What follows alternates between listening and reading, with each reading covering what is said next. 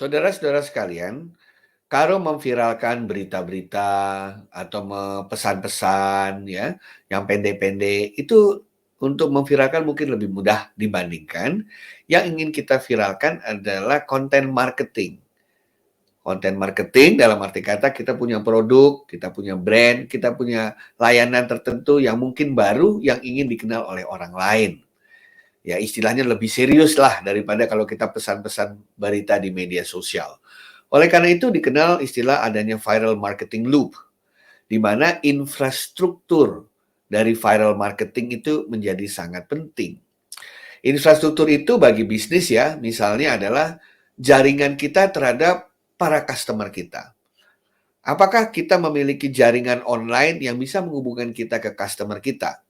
Apakah itu melalui email, ataukah melalui website, ataukah melalui WA, atau bahkan melalui aplikasi khusus, apps khusus, mobile apps yang kita kembangkan. Nah, kalau infrastruktur ini sudah ada, barulah kita mencoba mengenerate yang namanya traffic. Traffic adalah lalu lintas banyak-banyakan orang yang memviralkan ini. Tidak saja ke customer kita, tetapi ke potential customer kita atau orang lain yang belum menjadi customer kita. Disitulah kita membutuhkan public relations, kita membutuhkan ilmu search engine optimization, kita membutuhkan ilmu kemitraan, dan lain sebagainya. Itu namanya traffic.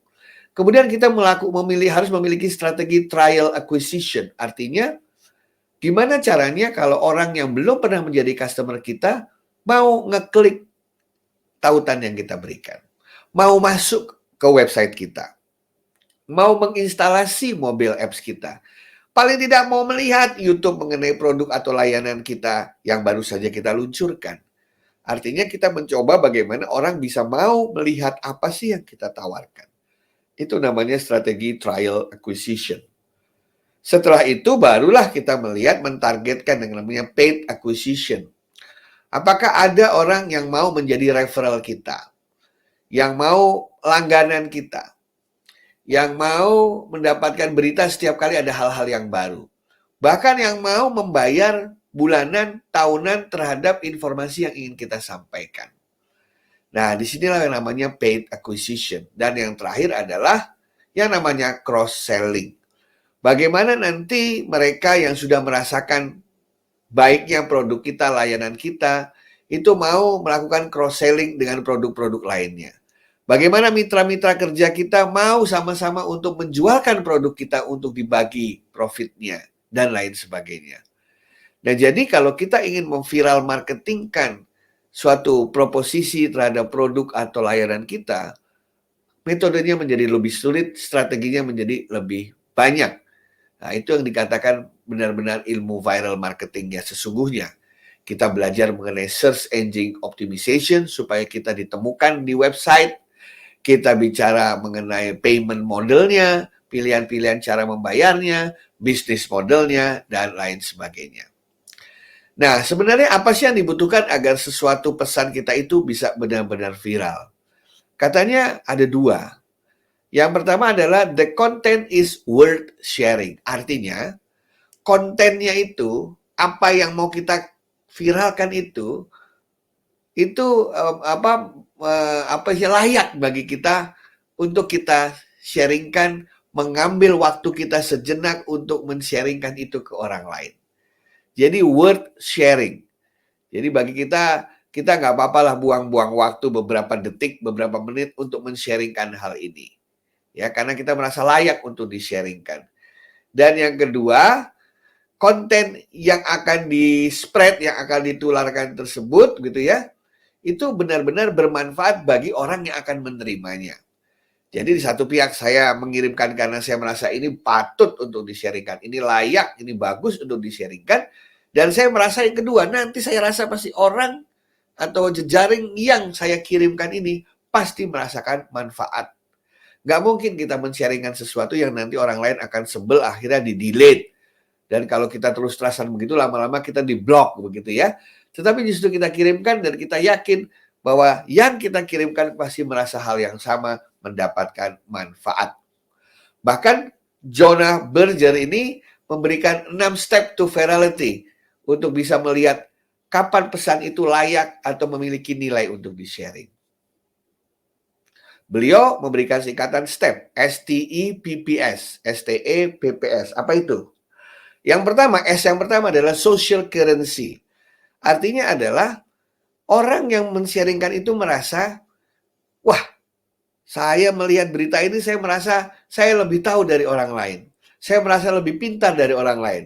Karena merasa baru mendapatkan berita ini yang orang lain pasti belum tahu. Pasti istri saya belum tahu, pasti ayah saya belum tahu, pasti anak-anak saya belum tahu, saudara-saudara dan teman-teman saya belum tahu. Saya akan kasih tahu mereka, supaya mereka juga tahu. Jadi punya perasaan kita merasa tahu lebih dulu. Ya, merasa smart gitu ya.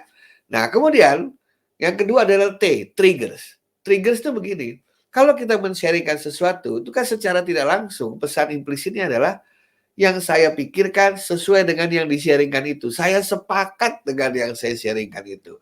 Atau saya merasa bahwa yang di-sharingkan ini perlu Anda ketahui, karena seperti halnya saya mengetahui itu.